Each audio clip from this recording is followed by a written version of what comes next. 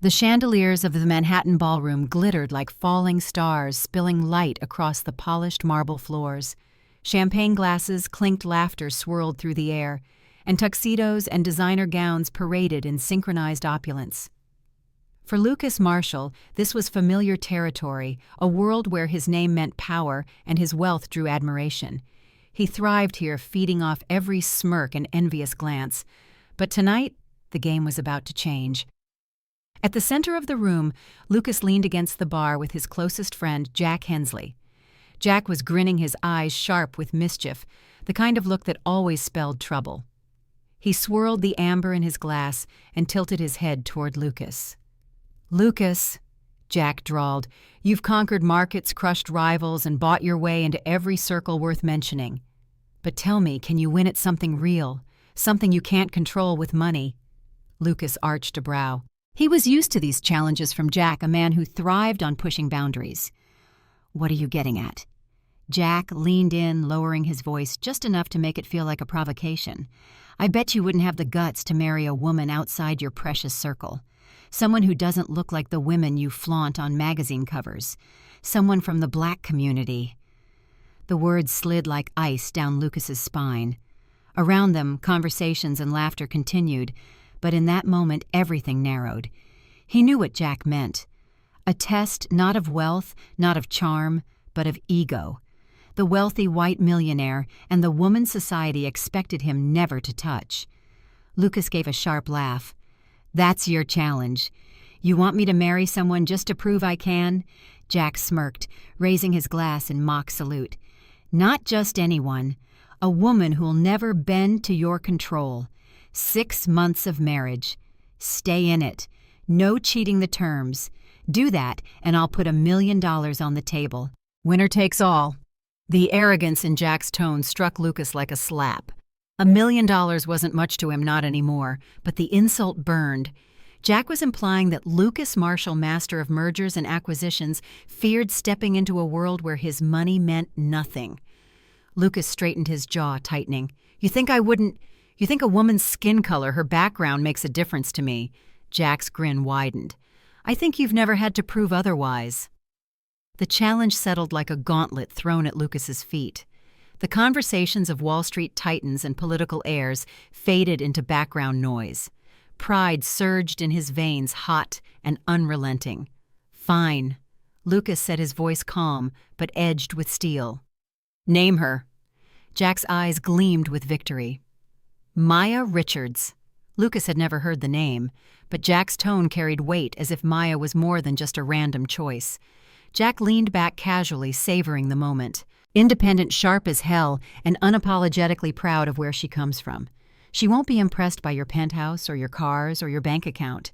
In fact, she'll probably despise everything you stand for. She's not your type, Lucas, which is exactly why this bet will crush you.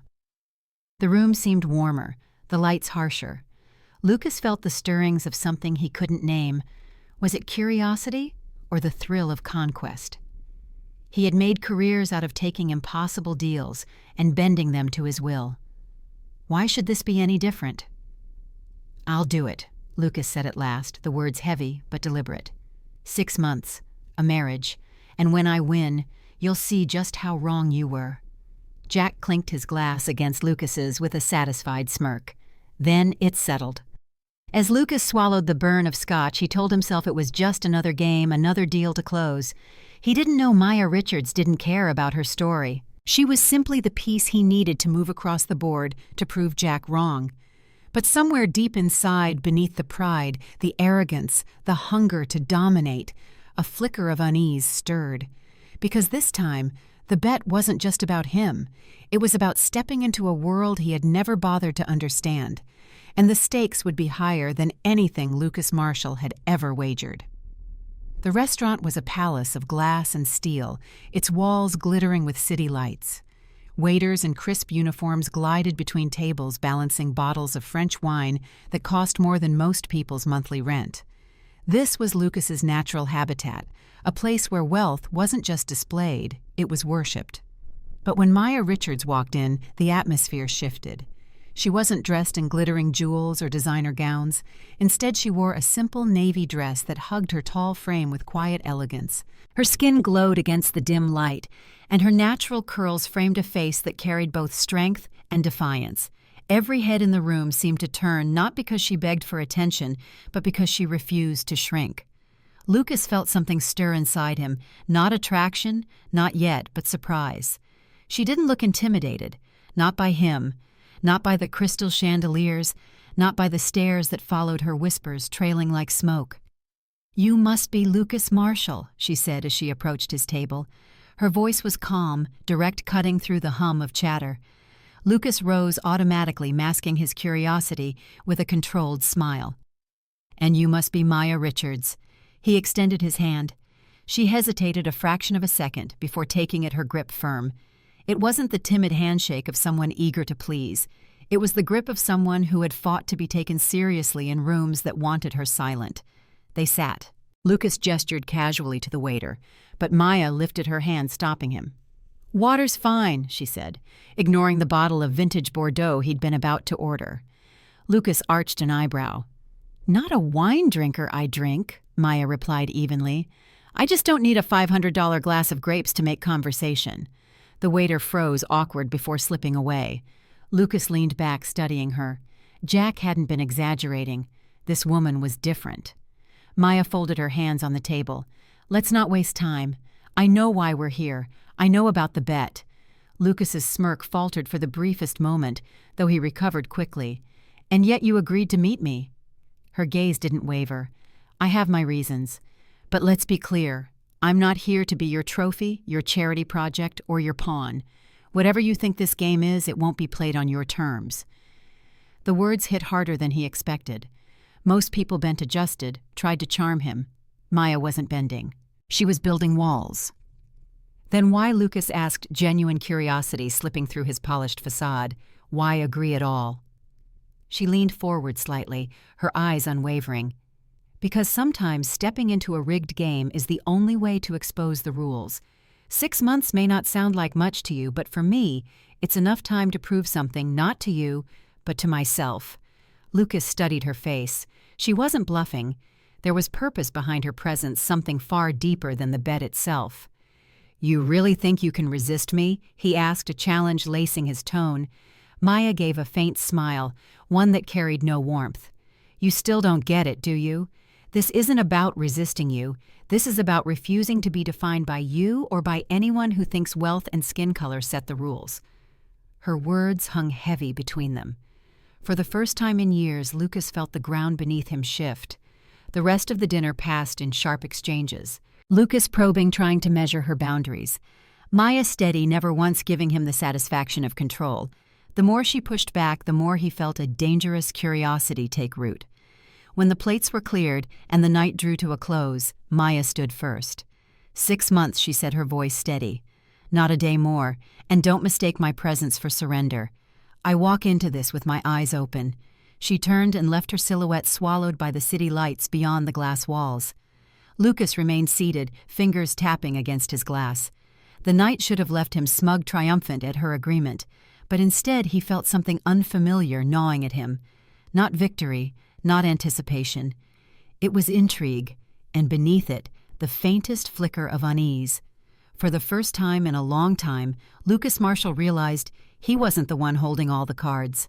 The second meeting didn't take place in a chandeliered palace or a velvet-walled lounge. Maya chose the spot, a modest cafe tucked between a laundromat and a corner bookstore in Harlem. Its chipped tables and humming espresso machine stood in sharp contrast to the world Lucas inhabited. He arrived in a tailored suit, the kind that drew glances even on Fifth Avenue. Here it drew stares of a different kind.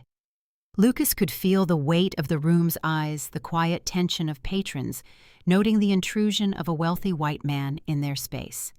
For once, he wasn't in control of the atmosphere. Maya was already there, sipping tea with a calm smile that held none of the iciness from their first encounter. But her posture, upright, assured, reminded him that this was still her battlefield. Lucas slid into the chair across from her. "This is unexpected." Maya's lips curved slightly. "That's the point. I wanted you to see me on my terms, not behind chandeliers, not under your spotlight, just me where I belong." Lucas studied her, trying to read her motives. He leaned forward. "So what happens next?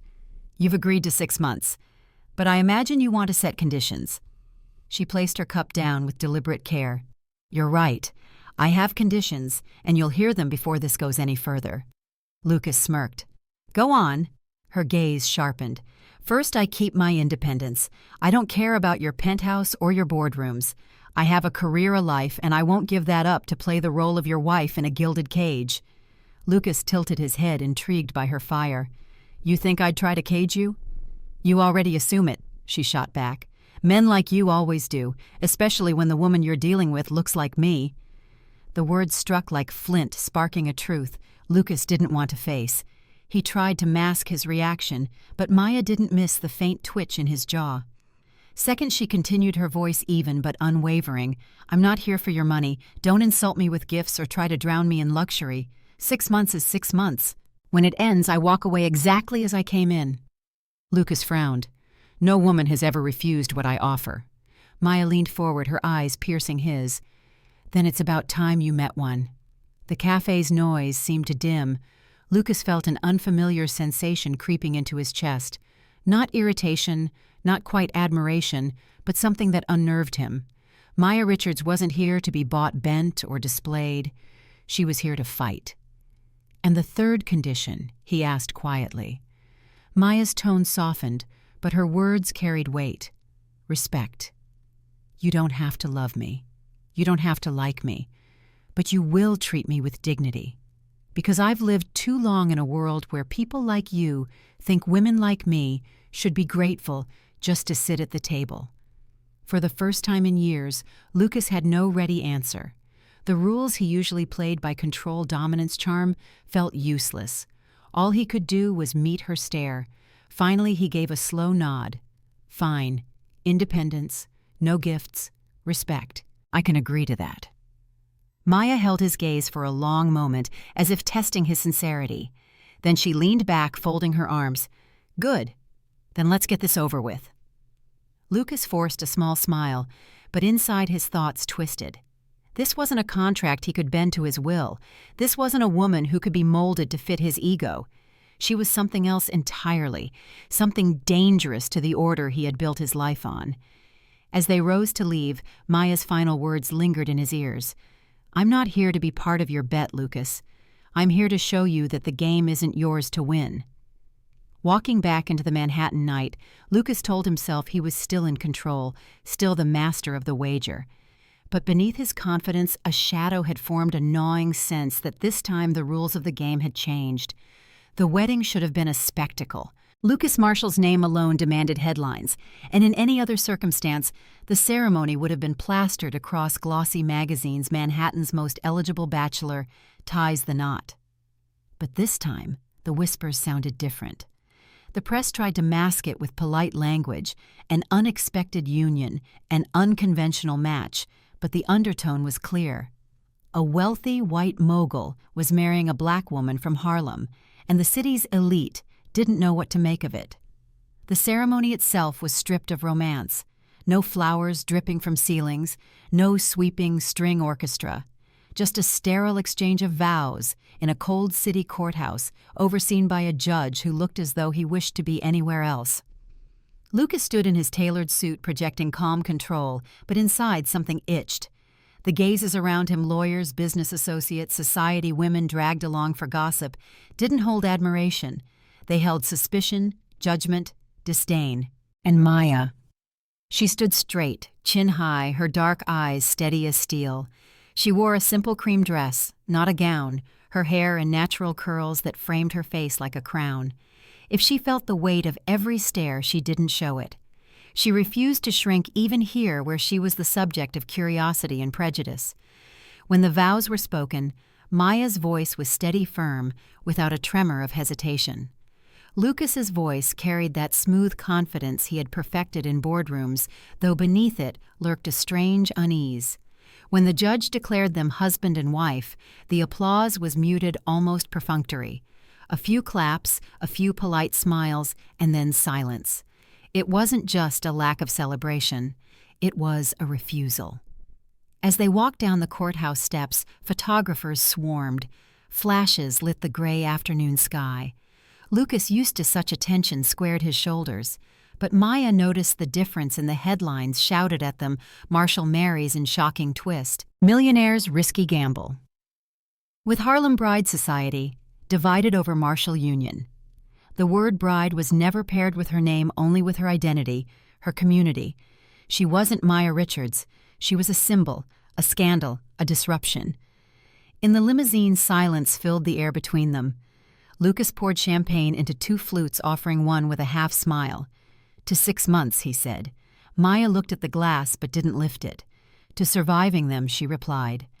The ride carried them through the glittering avenues of Manhattan, past billboards and boutiques, past pedestrians craning their necks at the sleek car gliding by.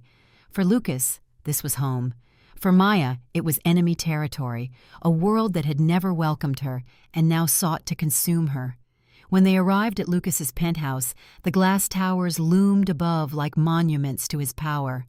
The lobby gleamed with marble floors and mirrored walls. The doorman bowed deeply to Lucas, then paused, eyes flickering with hesitation when his gaze landed on Maya. Lucas caught it. Maya caught it. Neither spoke, but the message was clear. Upstairs, the penthouse was a kingdom in the sky, floor-to-ceiling windows offering sweeping views of the city furniture that cost more than most people's yearly salary, art pieces that belonged in museums. Lucas spread his arms as though presenting a prize. "Welcome to your new home." Maya walked slowly through the room, her steps echoing on the polished wood. She glanced at the chandeliers, the sculptures, the wine racks stocked with labels older than she was. Her face betrayed no awe, no gratitude, only a calm defiance. Finally, she turned to Lucas, her voice cutting through the silence. 6 months, Lucas, not a day more. Her tone was so firm, so absolute, that for a moment Lucas felt something he hadn't in years, the sting of powerlessness. He tried to mask it with a smile, to lean on the charm that had always bent others to his will. But as Maya turned her back to the skyline and faced him, Lucas realized that this wedding wasn't the beginning of his victory. It was the beginning of a war. The penthouse windows stretched from floor to ceiling, framing Manhattan like a glittering painting. Lucas believed the view alone could win anyone over.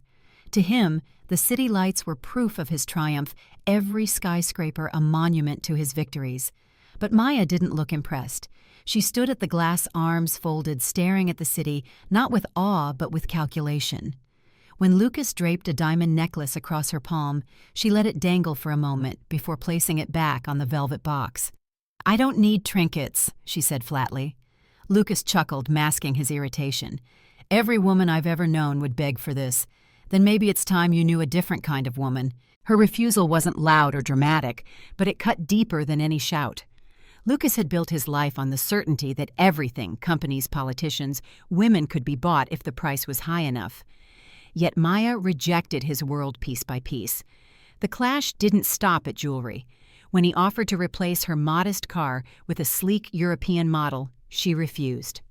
When he suggested luxury vacations, she told him she preferred weekends walking Harlem streets, supporting local cafes, visiting community centers where she had volunteered long before meeting him. Lucas tried to laugh it off in public, but behind closed doors, irritation simmered. "You live in my home, Maya. You're my wife. At least try to act like it." Maya turned to him, her eyes unflinching. "Being your wife doesn't erase who I am. I'm not here to decorate your world, Lucas. I have my own." The words stung more than he cared to admit. Their arguments sharpened with each passing week. Lucas pushed for control subtly, at first blocking her work meetings, insisting she didn't need to teach anymore, reminding her of the bet's terms. But Maya met every maneuver with resistance. "You think you're protecting me," she said one night, her voice low but steady, "but you're not. You're trying to silence me just like the world has silenced my people for centuries." Lucas bristled. "Don't turn this into a race issue. This is about us." Maya's eyes narrowed. "Everything is a race issue when you've lived your life being judged for your skin. You can afford to ignore it." "I can't." The tension bled into their daily routines. Dinners became battlegrounds. Silences turned sharp, filled with unspoken accusations. Even the staff in the penthouse noticed maids exchanging nervous glances when raised voices echoed down the marble halls. Yet underneath the hostility lay something Lucas hadn't expected: fascination. The more she resisted him, the more he found himself studying her, searching for cracks in her armor. Instead of bending, she revealed layers of resilience and pride that unsettled him. One evening, after yet another failed attempt to lure her with gifts, Lucas snapped, "Why do you keep fighting me?" Most women would give anything for this life. Maya's reply was swift, her voice carrying the weight of centuries. "Because my community has given enough. We've given our labor, our culture, our lives, just to be told it's never enough. I won't be bought into silence, not by you, not by anyone." The words struck like a hammer against his carefully constructed ego. For the first time, Lucas began to sense that this marriage was no longer just a bet. It was becoming a mirror, reflecting the ugliness he had spent years refusing to see, and the reflection terrified him. Rain pattered softly against the penthouse windows one night, streaking the glass with silver trails. Maya sat curled in an armchair, a book in her lap, though her eyes were fixed on nothing. Lucas entered with 2 glasses of wine, trying again to break through her fortress. "You never drink with me," he said lightly, holding out a glass. Maya glanced at it, then back at him. "Wine doesn't make conversations easier. Honesty does." He sighed, setting the glass on the table. "Then be honest with me. Why do you look at me like I'm the enemy?" Her eyes lifted sharp and unblinking. "Because you remind me of every man who told me I didn't belong." The room grew heavier, the only sound the hum of the city beyond the glass. Lucas opened his mouth, but Maya continued before he could speak. "When I was 12, she began quietly. My teacher told me not to bother applying to advanced classes, said kids like me never made it far. At 16, when I aced my exams, a counselor suggested I look into more realistic community jobs instead of college. At my first internship, my manager handed me coffee orders while my white peers were assigned projects, and every time I pushed back, I was told I was angry, difficult, ungrateful." Her voice trembled for a moment, but her gaze stayed steady. "Do you know what it's like to work twice as hard just to be told you're still not enough, to walk into a room and feel the air shift because you're the only black woman there?" Lucas shifted uncomfortably. He had heard stories of discrimination before, but always at arm's length: statistics, news segments, panels he ignored at charity galas. Hearing it from her in the silence of his penthouse was different. It was raw, personal. Maya's eyes glistened, though no tears fell. "You see me as strong, unshakable, and maybe I am, but that strength was forged from wounds I didn't ask for, from a lifetime of being underestimated, dismissed, erased." Lucas leaned forward, his voice softer. "I didn't know." Her laugh was bitter sharp. "Of course you didn't. You never had to know. Men like you live in a world built to protect you. For me, every day is a fight to prove my worth in a world that sees my skin before it sees me." Silence stretched between them. Lucas felt a tightness in his chest, something he couldn't name. For the first time, he realized his arrogance wasn't just about ego, it was about blindness. He had lived so high above the city that he had never looked down to see the scars it carried. Maya closed her book, her tone firm again. "This marriage might be a game to you, but to me, it's a battlefield, and I'll never stop reminding you of that." Lucas sat back shaken. The jewels, the cars, the penthouse, all his weapons were useless against the weight of her truth. For the first time, he began to wonder if the bet he had accepted wasn't just reckless. It was unwinnable. The penthouse had grown colder in recent weeks, not from the climate, but from the air between them. Lucas was used to bending situations, orchestrating outcomes, reshaping people into what he needed them to be. But Maya Richards stood like a wall, unyielding, immovable, defiant. At first he tried subtlety. "Why bother with work?" he asked one morning as Maya prepared her satchel for a community meeting. "You don't need a paycheck anymore. Not with me." Maya didn't even look up. "My work isn't about a paycheck. It's about purpose." When she moved toward the door, Lucas blocked her path with a confident smile. "Cancel your plans today. I've arranged a lunch with investors. It'll be good for you to be seen." Her eyes flicked to his sharp as glass. "Seen as what?" "The black wife paraded around so your partners can pat you on the back for being progressive." The words hit harder than he expected. Lucas stepped aside, his smirk faltering. When persuasion failed, he turned to control. He began accidentally overlapping her meetings with his own demands, forcing her to choose. He made calls to ensure her projects lost funding, her events faced obstacles. It was the same strategy he had used to crush competitors in business, starve them of resources until they surrendered.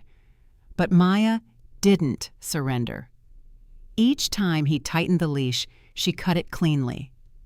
When a sponsor withdrew from her nonprofit event, she rallied volunteers from her community, raising double what was needed. When he canceled her driver, she took the subway, moving through the city with a quiet pride that mocked his attempts at domination. One evening, Lucas confronted her directly.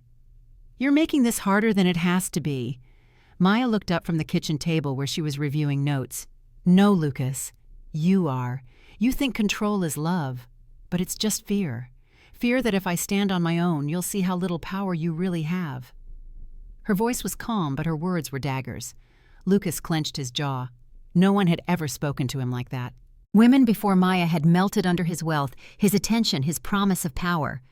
But Maya, she turned every weapon back against him. Their clashes became legendary within the walls of the penthouse. Staff whispered about the sharp words that echoed down the marble halls. The once silent dinners now carried sparks of tension that could ignite at any moment. Yet every battle only seemed to strengthen her. Lucas began to realize that breaking Maya wasn't possible. And worse, he was no longer sure if that was what he wanted. Because every time she stood her ground, every time she refused to bend, something inside him shifted.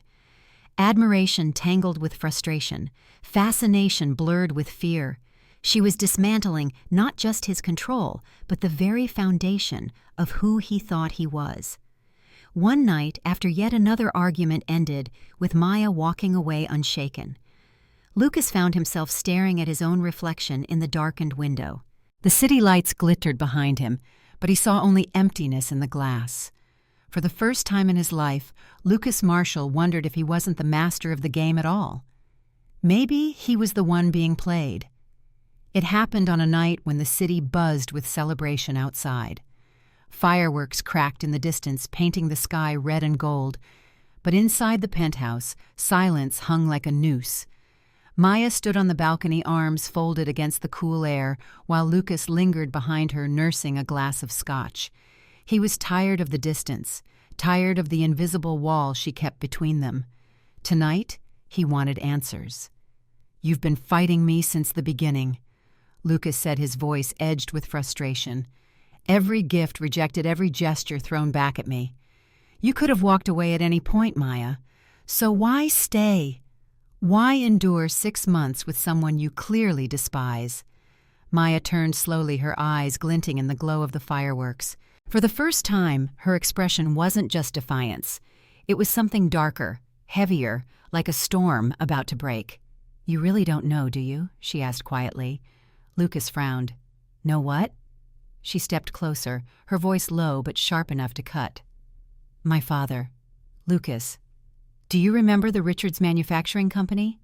The name landed like a stone in his chest. He searched his memory. Vague flashes of boardroom negotiations, contracts signed, another acquisition swallowed whole. To him, it had been just another business move, one of dozens. Maya's voice rose, trembling with both fury and grief. "That company was my father's life. He built it from nothing. It was the pride of our community, a black-owned business that gave jobs to dozens of families. And then you came along. You crushed it, bought it out for scraps, gutted it, and left him with nothing." Lucas's mouth opened, but no words came. Maya's eyes burned. "You didn't just take his company. You took his hope. You left him broken, and when the debts piled up, when the humiliation was too much, he put a gun to his head." The glass slipped from Lucas's hand, shattering against the marble floor. His chest tightened, breath shallow. He searched her face for any sign that this was exaggeration, but there was only truth carved deep into her expression. "My father died because of you," Maya said, her voice breaking for the first time. "And I swore you would know what it feels like to lose everything." The room spun around Lucas. He tried to summon his usual defenses, rationalizations, business jargon excuses about survival of the fittest, but none of them came. They withered on his tongue. I didn't know," he whispered hoarsely. Maya's laugh was bitter, hollow. "Of course you didn't. Men like you never do. You sign papers, make deals, and walk away richer, never caring about the lives you leave in ruins. But I cared. I lived the ruin you caused." The fireworks outside boomed, casting fleeting shadows across her face. She looked like a warrior carved in light and darkness. Her pain turned into steel. Lucas staggered back, gripping the edge of a chair. For the first time in his life, he felt small, powerless. The empire he had built seemed fragile now, meaningless against the weight of her words. Maya stepped closer, her voice cold and deliberate. "You thought this marriage was your game, Lucas, but it was mine all along. I walked into it with open eyes, knowing exactly who you were. And now you know exactly who I am, the daughter of the man you destroyed." Her final words cut deeper than any blade. "You were never the player. You were always the pawn." The fireworks faded, leaving only silence and the echo of her revelation. Lucas Marshall, master of every deal, stood frozen, shattered by the one truth he could never bargain his way out of. The days after Maya's revelation blurred into one long stretch of silence. Lucas wandered the penthouse like a man adrift, the weight of her words pressing down on him harder than any business failure ever had. He replayed the name Richards Manufacturing over and over in his mind, each repetition scraping against his conscience. To him, it had been just another acquisition. To Maya, it was the grave of her father, the theft of her family's dignity, the erasure of a black legacy that had meant everything to her community. At breakfast, he sat across from her, staring into his untouched coffee. Maya barely acknowledged his presence. She read reports, answered messages, carried herself with the same unshakable poise as always, but she no longer looked at him as a rival or even a partner. She looked through him as though he had become invisible. Lucas had built his life on being seen, on commanding attention, respect, fear, but now her indifference was more punishing than anger. One night, unable to bear the silence, he tried to speak. "Maya, I didn't know." "If I had—" She raised her hand sharply, cutting him off.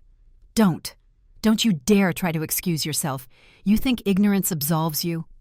That because you didn't bother to look at the faces behind your deals, you're not responsible." Her words hit him harder than a fist. He wanted to argue, to insist he hadn't pulled the trigger himself, but deep down he knew she was right. His empire had been built on victories that left casualties scattered in the shadows, and he had never once turned back to see them. At the office, things began to unravel. Projects faltered. Meetings dragged. Lucas's focus shattered, his mind consumed by the image of a man he had never met, a proud black father reduced to despair by Lucas's greed. Every success in his career suddenly tasted like ash. At home, Maya's silence became a mirror, forcing him to see himself in ways he never had. When he tried to bridge the gap, offering apologies, gifts, promises, she met each attempt with cold eyes that stripped him bare. "You want forgiveness?" she said one evening, her voice calm but merciless. "You think a bouquet or a speech erases the years my family spent clawing our way out of debt. Forgiveness isn't yours to buy, Lucas. Not from me, and not from the community you helped break." The words carved into him, leaving scars he couldn't hide. He lay awake at night, staring at the ceiling, the penthouse lights dim but unrelenting. For the first time in his life, Lucas Marshall felt something he had never allowed himself to feel before. Shame. Not the fleeting embarrassment of a lost deal or a public misstep, but a heavy, suffocating shame that crawled under his skin and stayed there. Shame that no amount of money could wash away. He thought of his father's lessons, the ruthless mantra that success meant crushing anyone who stood in the way. He had followed it faithfully, building his empire on the bones of others. But now, sitting in the dark while Maya slept in another room, Lucas realized the cost of that creed. It wasn't just business empires he had destroyed, it was lives. And one of those lives had been hers. The burden grew heavier with each passing day. For the first time, Lucas Marshall, the man who had always prided himself on control, felt utterly powerless, and he began to wonder if that was exactly what Maya wanted him to feel. The penthouse became a tomb. Maya moved through its marble halls like a ghost, silent and deliberate, her presence both undeniable and unreachable. She spoke when necessary, short-clipped words about schedules or household matters, but otherwise she left Lucas drowning in quiet. And the silence was unbearable. Lucas had faced hostile boardrooms, courtroom battles, journalists probing for scandal. He had weathered all of it with a smile and a strategy. But Maya's silence was different. It stripped him of power, left him grasping for a foothold that wasn't there. At breakfast she read the paper, never once lifting her eyes. When he asked a question, she answered with a single word, then returned to her page. At dinner she ate calmly, while his food grew cold, untouched by the weight pressing down on him. For Lucas, who had built his identity on commanding every room he entered, being treated as invisible, was a punishment sharper than rage. The staff noticed too. They whispered when Lucas stormed out of meetings, when he sat alone in the living room, staring at a half-empty glass.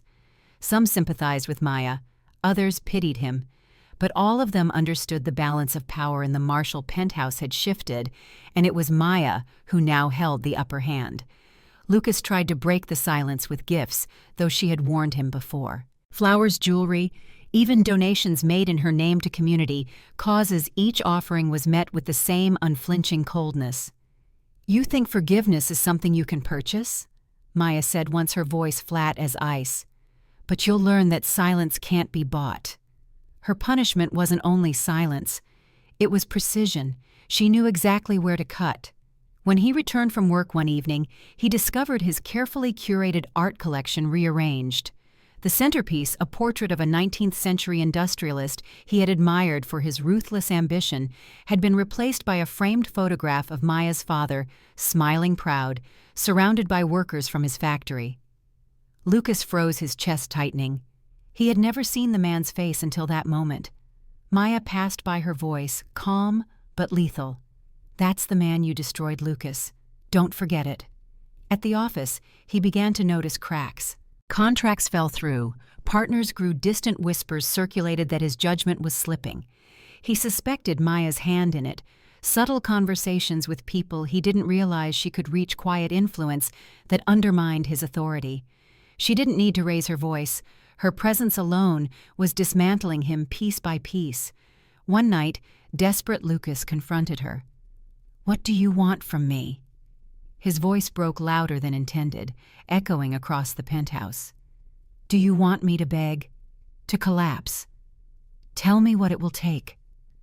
Maya closed her book, her gaze steady, her tone calm. "I don't want your begging. I want you to sit in the silence, to feel what it's like when your voice means nothing, because that's what you did to us, to me, to my father. You silenced us, and now you'll live in that silence until it breaks you." Her words cut deeper than any outburst could. That night, Lucas lay awake in the cavernous bedroom, listening to the faint sound of Maya's breathing in the next room. He realized her silence wasn't just punishment, it was justice, a justice he couldn't escape no matter how much he fought.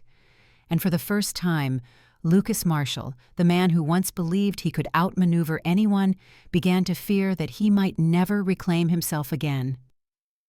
Winter settled over Manhattan, the skyline dusted with snow that glowed under streetlights. From his penthouse window, Lucas watched the city with hollow eyes. The silence of Maya's punishment had chipped away at him for weeks, leaving him restless, haunted, and thinner than he had ever been. He used to dominate rooms, command voices, bend people to his will. Now he found himself hovering in doorways, waiting for the smallest glance from Maya, a glance that rarely came. Yet something unexpected began to shift. Instead of forcing his way into her space, Lucas started observing. He noticed the little rituals she carried with her, the way she brewed her morning coffee, strong black, no sugar, the way she kept fresh flowers on the kitchen counter, not roses or lilies, but peonies, her mother's favorite, the way she carried a worn leather notebook filled with names, notes, and sketches, reminders of the community programs she was building outside the fortress of his wealth. One morning, without a word, Lucas set the table before she woke. Strong coffee exactly the way she liked it. A small vase of peonies sat between their plates. He didn't wait for thanks. He simply left the kitchen as she entered his chest, tight with nervous anticipation. Maya paused, her eyes flicking to the flowers, then to the steaming mug. She said nothing, but he noticed her fingers linger on the rim of the cup before she sat down. For Lucas, that tiny pause was more powerful than applause in any boardroom. Over the next days, he repeated these quiet gestures. A book she had once mentioned appeared on the coffee table. Her favorite tea waited on cold evenings. None of it was grand, none of it flashy, just small acknowledgments that he had been listening perhaps for the first time in his life. Maya remained distant, but something in her eyes began to soften. Not forgiveness, not yet, but curiosity. One night, Lucas found her on the balcony, wrapped in a blanket, staring at the city lights.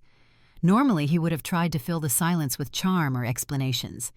This time, he simply brought her a cup of hot tea and placed it beside her without a word. Then he leaned against the railing, watching the skyline with her. Minutes stretched the silence, heavy, but not unbearable. Finally, Maya broke it. "Why are you doing this?" Lucas exhaled, his breath clouding in the cold air. "Because I've realized words mean nothing. I can't undo what I've done. I can't erase the past. But I can change what I do now. I don't want to be the man who destroyed your family anymore." She studied him, her expression unreadable. "You think small acts will wash away decades of arrogance? The pain you caused." "No," Lucas said quietly.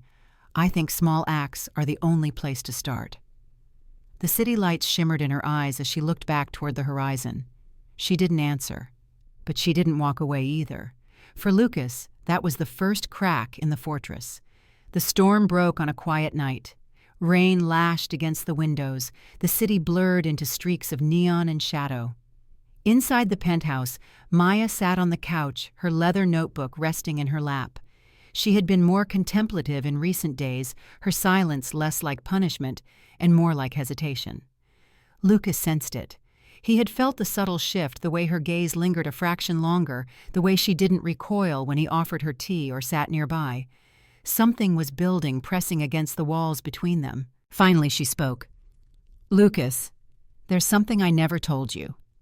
His pulse quickened. He set aside his glass and leaned forward, afraid to breathe too loudly.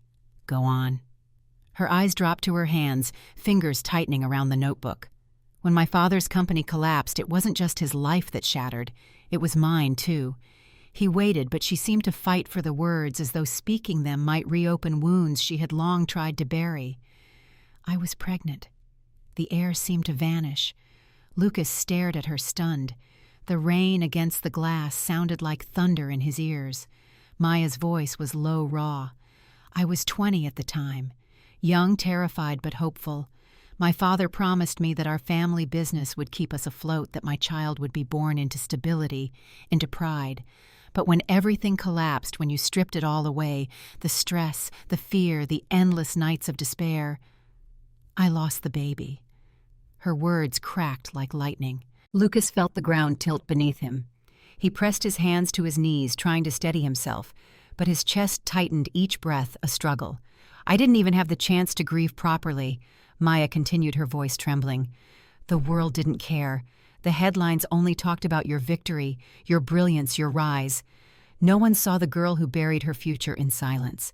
Tears welled in her eyes, now glistening as she finally looked at him. "That child was the last piece of my father I had, and because of you, both of them were taken from me." Lucas's throat closed. "Maya, I don't." Her voice was sharp but fragile. "Don't say you didn't know. That excuse is a shield for cowards. You didn't care to know, and that's the truth." The rain hammered harder, as though echoing her fury. Lucas felt himself collapse inward. The empire he had built, the life of luxury he had crafted, suddenly seemed grotesque, built on bones and grief he had never dared to acknowledge. He reached out instinctively, but Maya pulled back. Her distance was deliberate, a barrier of steel forged by loss. "You'll never understand the depth of what you took from me," she said softly, bitterly. "But you will live with it. Every day, every breath. That is your punishment." Her words were not shouted, not dramatic. They were calm, quiet, absolute, like a verdict handed down in a courtroom. Lucas lowered his head into his hands. For the first time in his life, tears blurred his vision. Not the tears of a man who had lost a deal or faced humiliation, but of a man who had finally seen the true cost of his power, and it was a price he could never repay. Morning broke pale and gray over Manhattan. Lucas sat at the edge of his bed, eyes bloodshot from a night without sleep. Maya's words still pulsed in his head, her father's death, the child she had lost, the unbearable weight of lives destroyed by his ambition. For years, Lucas had lived like the world was a chessboard, and he the master moving pieces at will. Now, for the first time, he realized he wasn't the player at all. He was the wrecking ball that had shattered lives without ever seeing the debris. That morning he made a decision. Words were useless. Promises meant nothing. If he was ever to change, it would be through actions. The first step was small but terrifying. He found the name of a family whose company he had crushed 5 years earlier, a small printing business owned by a black couple in Brooklyn. They had gone bankrupt, forced to sell their home, their children pulled out of private school. Lucas had barely remembered the deal. But when he stood on their modest doorstep, a bouquet of peonies in his hand, he felt like a stranger in his own city. The husband opened the door, his face hardening instantly when he saw Lucas. "You've got some nerve," the man said, his voice low and dangerous. Lucas swallowed. "I came to apologize." The words felt foreign on his tongue. The man almost laughed, bitter and sharp. "Apologize for what?" "For ruining us. For walking away while we lost everything." Lucas nodded, his voice breaking. "Yes. For all of it. I can't undo what I've done, but I can help rebuild what I destroyed. Not as charity, because I owe you." For a long moment the man said nothing. Then, without a word, he shut the door in Lucas's face. Lucas stood there in the cold, the bouquet trembling in his hand. But for the first time, he didn't walk away in anger. He walked away resolved.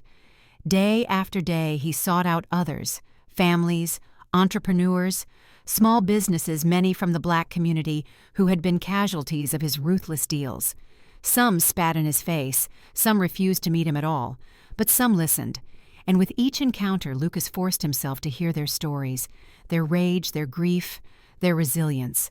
He began funding scholarships for young black students who had lost opportunities because of corporate greed. He poured millions into rebuilding community programs, not for recognition, but because Maya's voice echoed in his mind: respect, dignity, justice. Maya watched from a distance. At first she assumed it was another performance, another strategy to win her over. But as weeks stretched into months, she noticed something different. Lucas no longer bragged about his wealth or flaunted his power. He came home exhausted, humbled, sometimes even shaken after facing the fury of those he had wronged. His empire still stood, but his pride had been stripped bare. One evening she found him on the balcony staring at the skyline with a look she had never seen before. Quiet, contemplative, human. "How was it today?" she asked carefully. He glanced at her, his voice low, hard, but necessary. "Every door I knock on feels like walking into a courtroom where I'm already guilty. And I am guilty, but I'd rather face it than keep pretending I'm innocent." Maya studied him, searching for arrogance, for the mask of control, but for the first time she saw none. Perhaps he wasn't the same man anymore. Perhaps the cracks in his armor were finally wide enough to let something real through. Spring softened the city, washing away winter's harsh edges. The streets filled with budding trees and voices of children chasing one another through parks. For the first time in years, Lucas Marshall felt something stir in him that he hadn't allowed before. Hope, not the kind tied to profit margins or market wins, but something quieter, more fragile. Maya noticed it too. She had watched him for months, suspicious at first, expecting him to slip back into arrogance, but he hadn't. Instead, she saw him leave the penthouse each morning, not in limousines bound for Wall Street, but in unmarked cars headed to community centers, small businesses and neighborhoods where his name had once been cursed.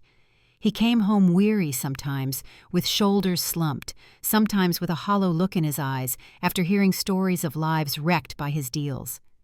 But he didn't hide from it. He carried the weight openly, like a man determined to earn the right to keep breathing.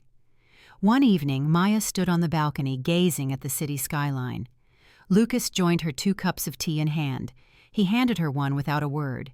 She accepted it, their fingers brushing briefly a touch that lingered in silence. "You're different," she said at last, her voice measured.